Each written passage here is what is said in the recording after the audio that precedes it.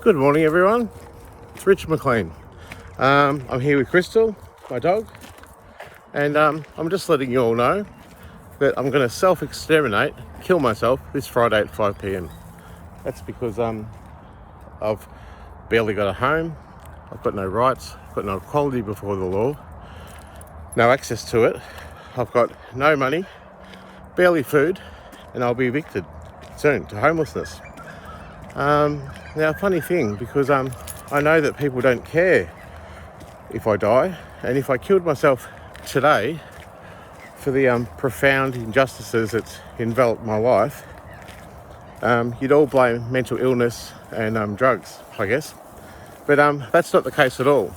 The reason I would kill myself today is because of a profound systemic injustice, and that's underpinned by key, powerful political stakeholders, and everyone's fallen into line because they're afraid of what their political overlords will say to them or do to them.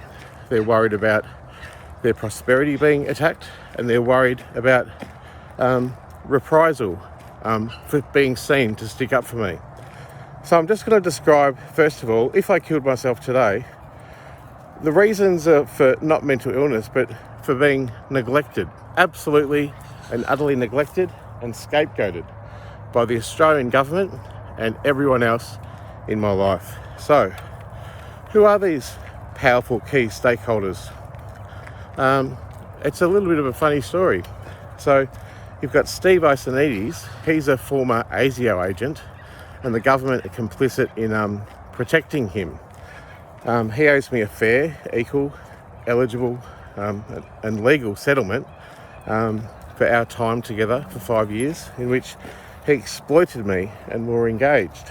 Now, the government actually take his side. So no government agency such as Centrelink, the Tax Office, ASIC, the Commonwealth Ombudsman, ASIO, the Prime Minister, or even AGIS, who investigate ASIO, will admit that the relationship ever existed. Now, this is indicative of a conspiracy to pervert the course of justice. It's inequitable, it's unfair, and it's imbalanced. It's not fair on me. I deserve my day to be heard, and I deserve my prosperity. The second key political stakeholder to undermine me and cause damage to my life is Russell Ball. Russell Ball is a lawyer who informs government policy, and he advises the Ombudsman. Now, I had a malpractice case in 2017, and he managed to successfully delete and not have taken into account a recording I had of the injustice. Now, this is important because it was a controversial recording because it was said it was taken as an extortionist thing, but that's not true at all. It was done because my reality is sometimes, I don't know if it's real or not, so I was recording if that was actually real for me or not. And the malpractice was real, and Mr. Ball silenced my evidence at the Health Complaints Commissioner, the Mental Health Complaints Commissioner, at IBAC, at the police, at the Victorian Inspectorate, at NHPOPC, and APRA, and the Federal Ombudsman.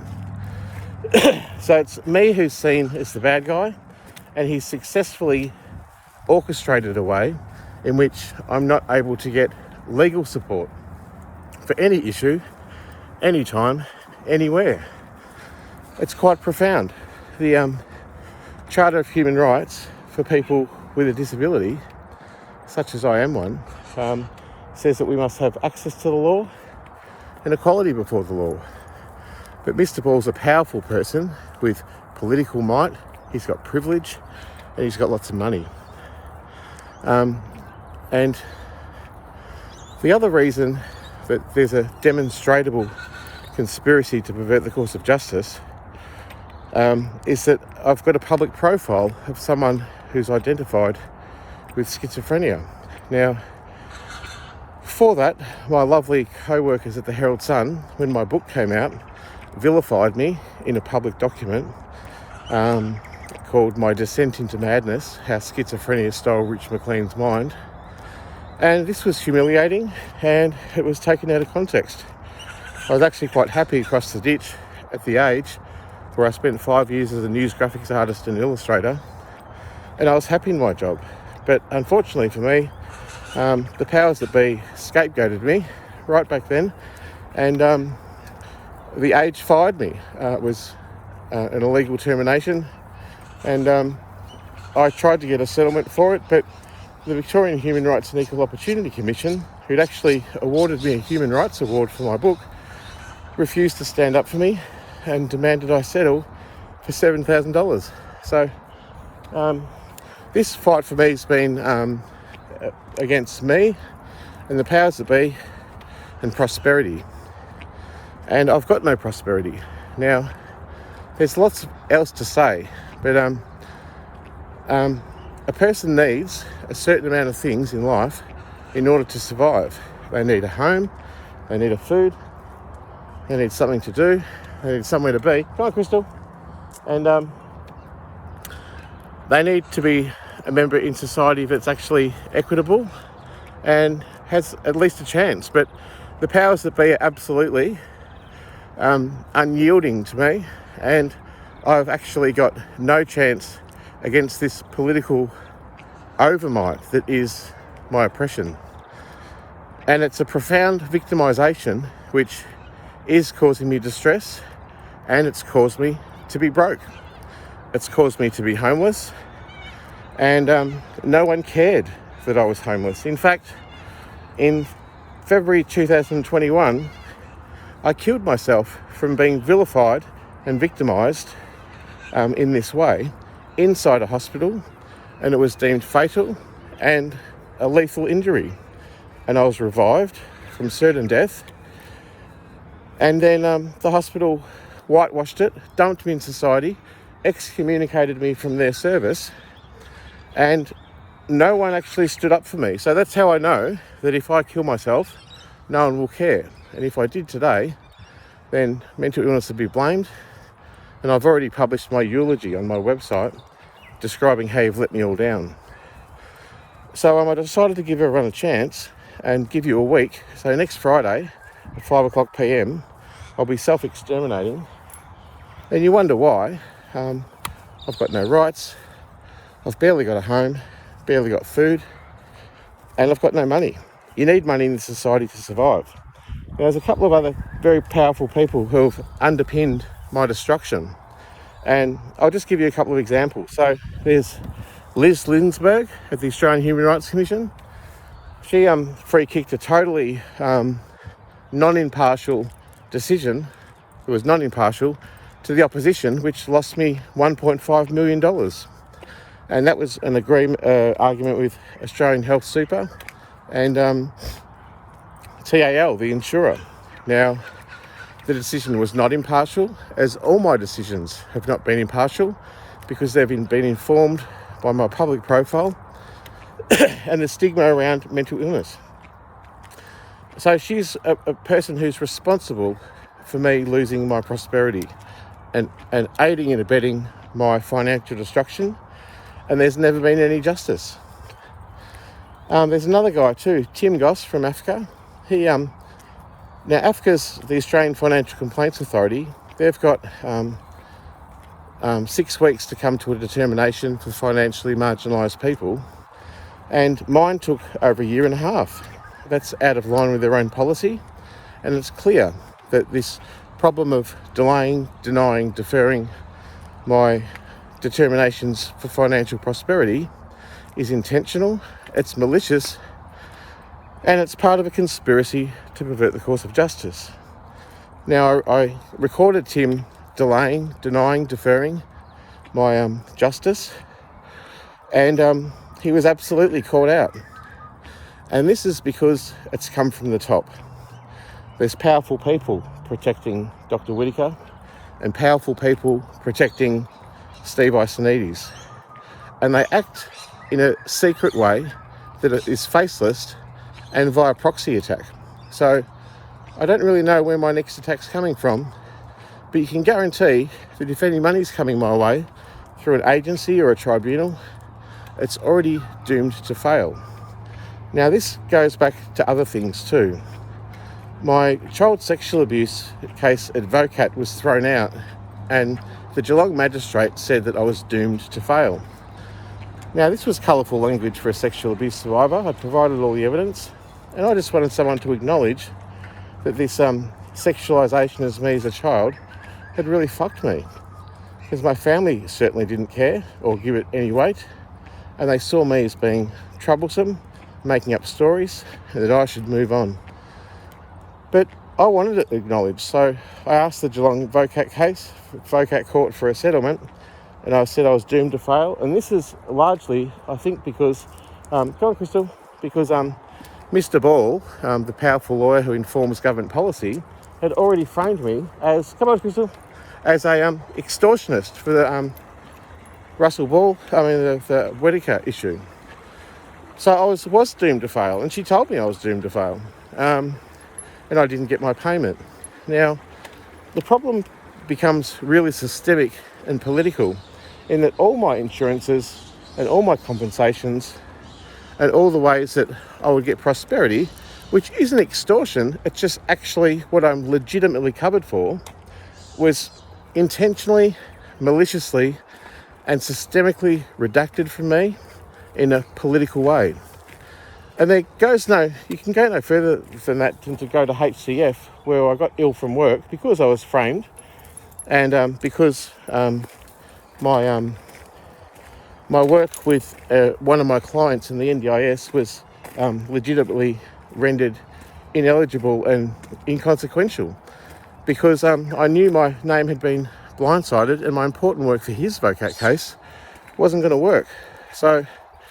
And I was triggered by his child sexual abuse narratives of rape and incest while I was going through my own issues with Dr. Robert McKinnon, my psychologist.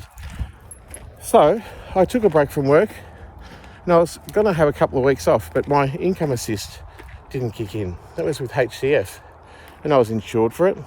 And I've got evidence from Dr. Richard Moore that my illness was never an issue for me prior to January 2021. So it should be paid, yeah? But the powers that be at HCF have blacklisted me and banned me from calling, and they've threatened to lock me up if I even do so much as call them, because they've got a member of staff now who I've never met and don't know who they are, who've got me on an anti-violence order. And that's a method they use to keep me away. So that's a credible injustice. Now we got the work cover injustice. So I was injured from work, due to work, and I'm eligible for work cover, but this has been not the case. I applied for work cover at WorkSafe, and it was pushed to Comcare. From Comcare, Paul Fowler rejected it, and Paul Fowler was the old boss at WorkSafe, where I was now banned, and that's called corruption.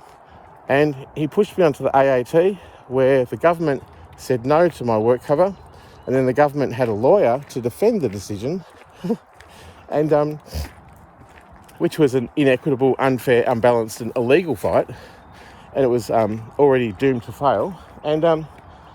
And the member panel ruled that I was not an employee for the purposes of the SRC Act, so I'm not eligible for work cover. Now, this is despite the evidence I have of a federal court document which is satisfied on the evidence that I provided that I'm an employee of DSS. So clearly they both can't be right. But the ones that are right is the conspiracy which has redacted me from money, and which has an intention, and a malicious intention at that, of causing my distress and my destruction through financial means. So I've got all these ways that I've been redacted in my prosperity, and in the meantime, there's a cover-up now about my own death, which no one really opposed or stuck up for me for, and that's consistent in Australian society, and I'm deserving of a settlement from Werribee Mercy Hospital for the acquired brain injury that I now have. And I don't deserve to be treated this way by a mental health system that identifies me as being ill to the exclusion of all other things. So there's that as well. And in the meantime, I've been made homeless. The hospital, first of all, the police ran me out of town as a fugitive. So I've got a clean criminal record, but because I was broke, because of the systemic problem that's financially abused me, I was squatting.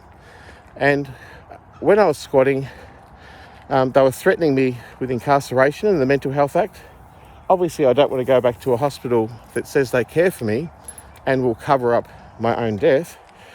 So I took off and I hid in hotels with my dog Crystal, and I hid in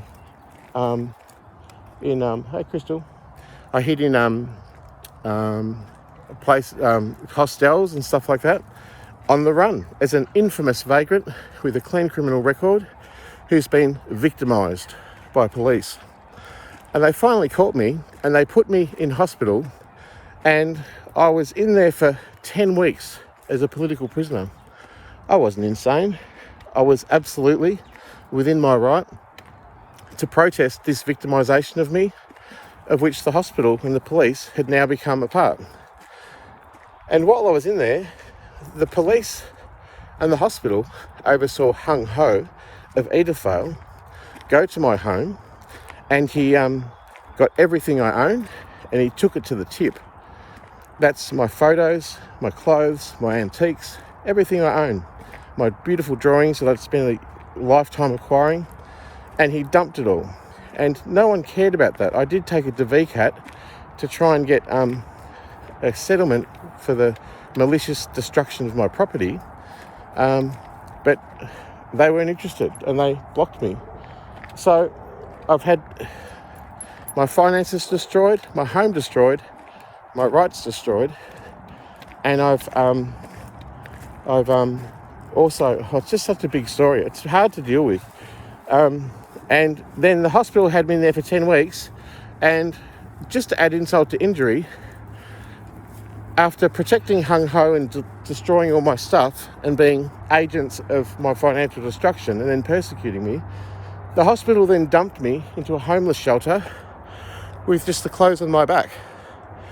And I reckon that's pretty shit of them to do, because they're well aware of this movement of oppression. They're well aware I have no power because I have no lawyer, and they're well aware that they're covering up what was literally a murder. It wasn't mental illness that caused me to kill myself. It was a profound, systemic, political scapegoating game that demonised me and vilified me for mental illness. So it's a pretty brutal kind of life that I've had. And you know what? I spent 30 years in this life advocating for others and advocating for their care, marginalised people on the NDIS.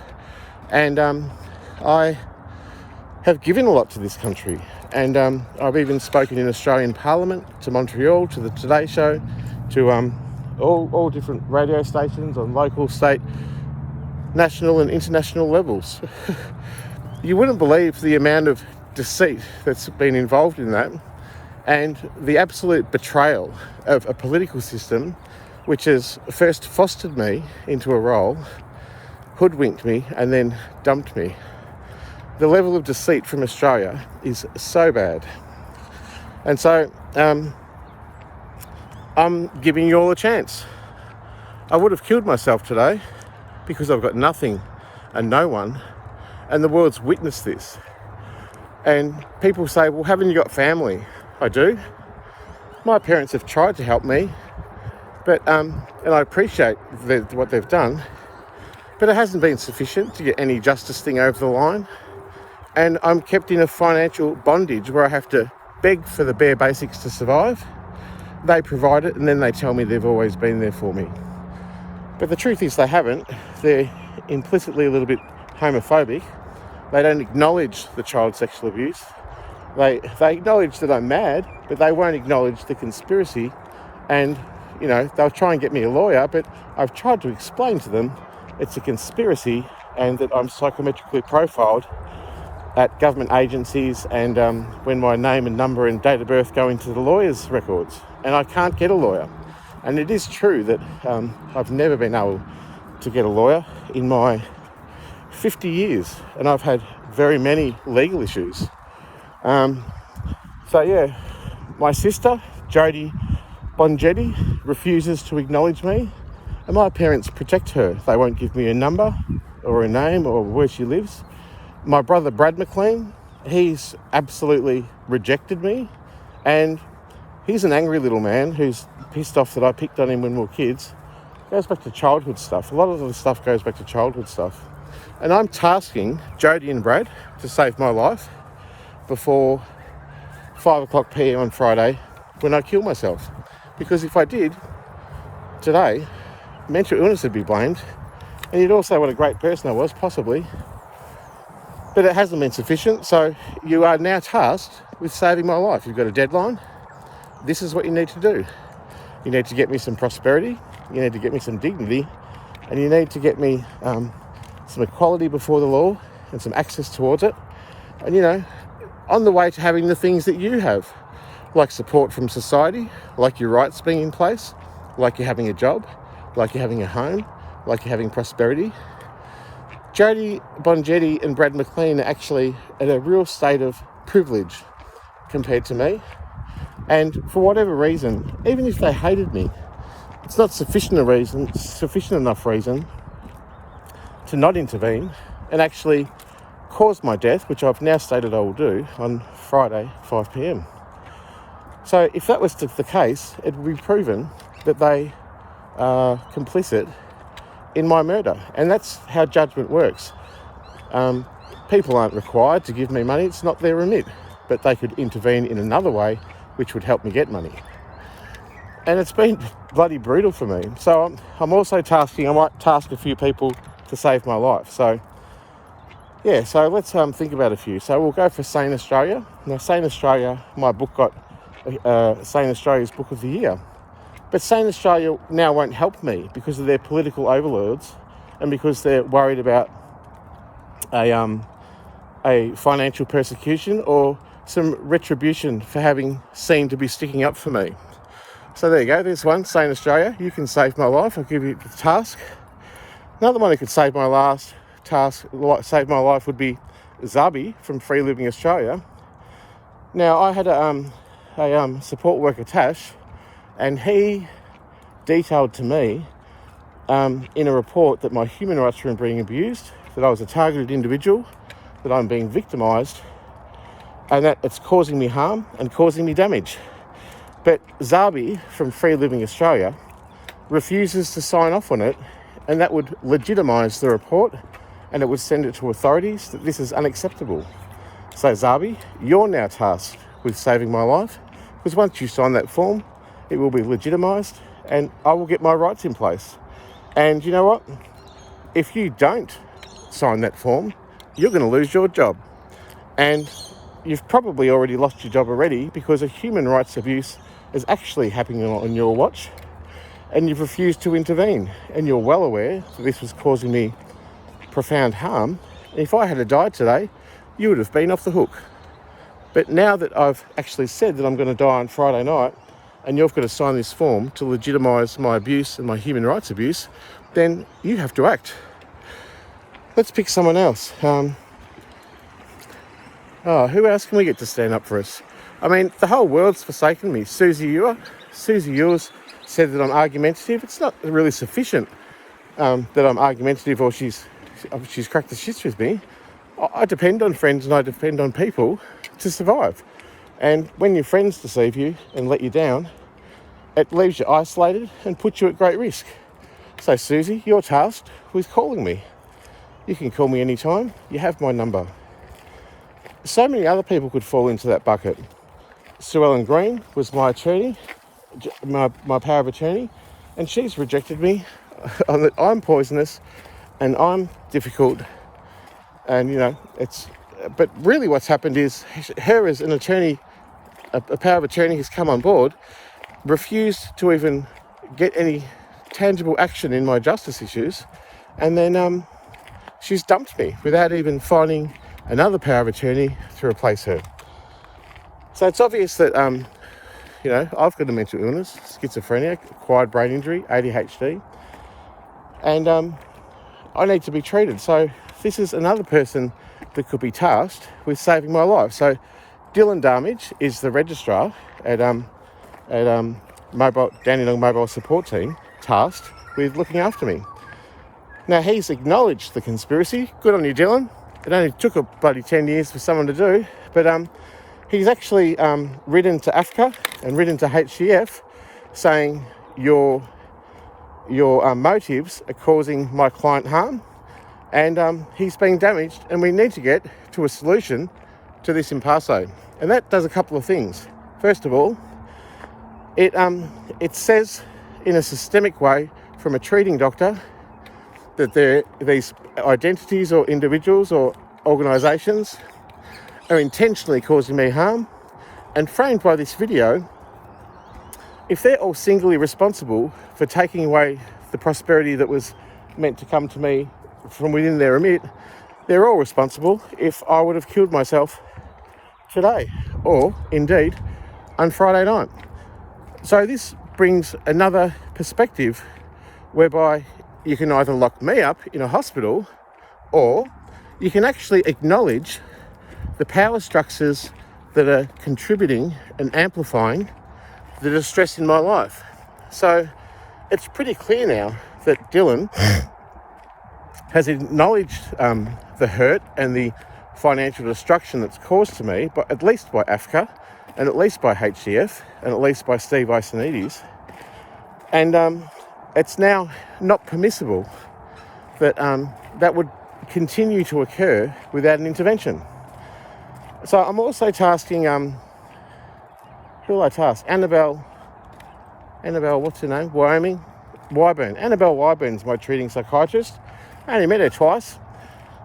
And that's how distant the mental health service is. Now, I was very well on dexamphetamine treatment for my ADHD from 2014-15 right through to 2021. I did a master's degree, a PhD, and I ran my own business for 2 years. I published books, I fundraised for the Royal Children's Hospital, and she still identifies me with having delusions of persecution, in great delusions of persecution. She won't acknowledge this or the conspiracy that's happening to me, and furthermore, she has reduced or cancelled my dexamphetamine treatment because she's not an expert in that area of psychiatry, and I actually require that because that's what's proven to make me well. So actually, I don't want to die Friday night, but I have really not much of a choice. I have to do something in order to push this across the line. So, Annabelle Wyburn, you're tasked to provide me with my dexamphetamine treatment because it's proven to make me well, and you have to take into consideration my wishes and needs as a consumer of your service. And after all, I am a doctor and you're a doctor. So can't we meet halfway? I would like you to prescribe that for me, please. To not do so is malpractice. So let's task someone else. What about Linda Davis from Dandenong MST? She's not wanted to help in any way. She's given me a couple of muesli bars. She's given me some food. She's a symptom of a system that only identifies me as ill to the exclusion of all other things.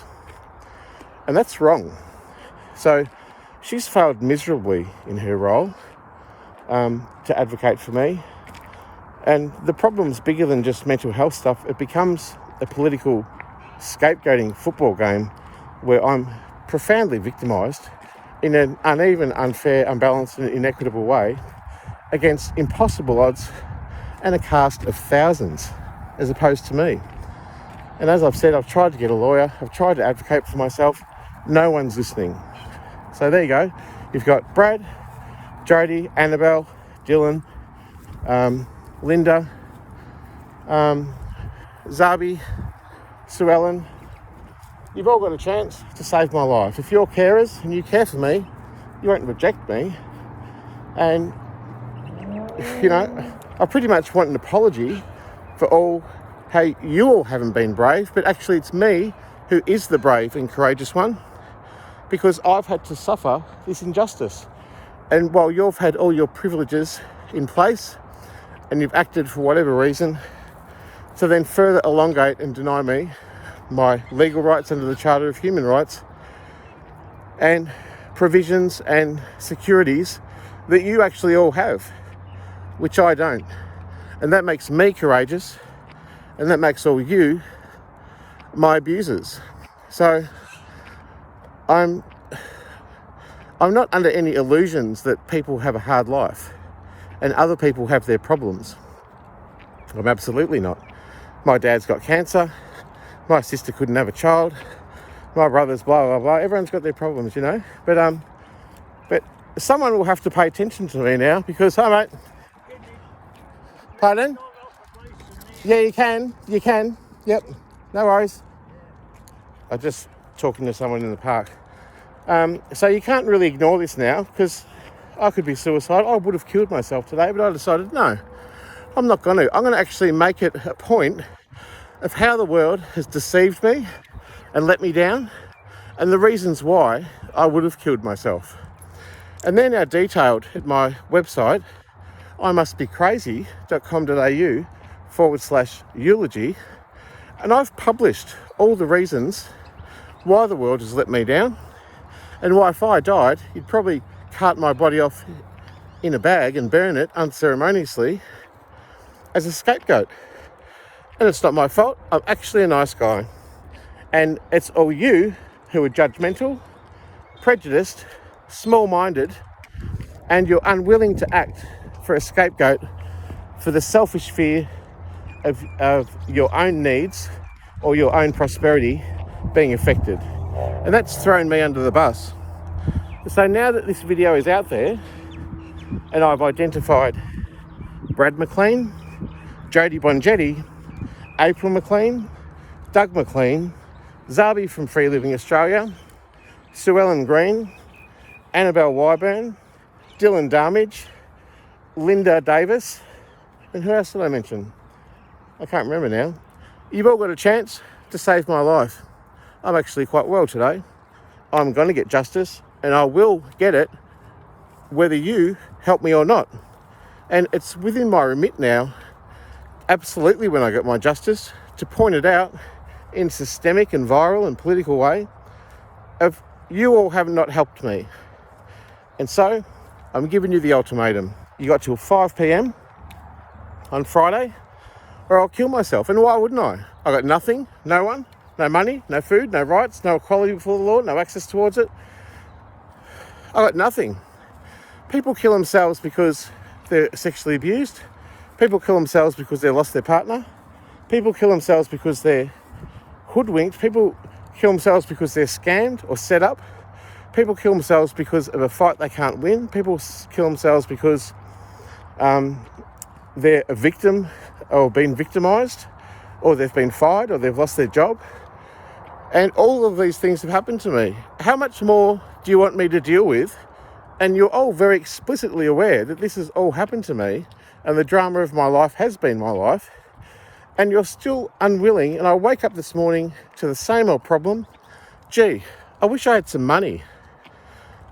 It's just an unholy amount of abuse. And I can't keep being abused and victimised systemically and politically forever and ever. So now you've got a deadline. It's Friday, 5 p.m, or I'll kill myself. So now you've got the chance to go ahead. I'm not suicidal. I don't want to kill myself. But on the balance of probabilities of anyone helping me or acting meaningfully to get me one thing that I need, money and legal rights, it's not going to happen unless I force someone to intervene. So I have tasked the people that I've mentioned to intervene. And now you're on watch, and this video will make it out there eventually. And how the world's deceived me and let me down and scapegoated me and believed the hype will ultimately be exposed whether I'm alive or dead. The website is already out there, and I've already detailed the individuals responsible for my destruction. So it's within your hands now. You can help me, and I appreciate that. G'day. She's very friendly. There's my Crystal. There she is. Beautiful girl. She likes under the chin, under the chin, under the chin, under the chin, under the chin, like that. There she is. She wants to play. Thank you. See ya. So actually, it's a beautiful day. It's a beautiful day for justice. And now this is out there, how can justice not come for me? Because there's been a deadline. You can't ignore this anymore, and I wouldn't want to kill myself. I've got a beautiful dog. And dog, spelled backwards, is God. And they're sent from heaven to really keep you here and amplify the good of humanity and serve people. She serves me, and I will never forget that. My ultimate regret in life is that I actually left her when I suicided in February 2021, and she would have not had an owner. That's my only regret, and if I die, that will be my only regret. So there you go. You've all been tasked to save my life, and do so swiftly, and do so in a way that doesn't further identify me as ill and sick, when actually it's society and systemic society on a personal, political and professional level who are actually vilifying me for being ill, when it's actually all your deficiencies for not acting. So there you go. I invite you to save me. You've got till Friday, 5 p.m.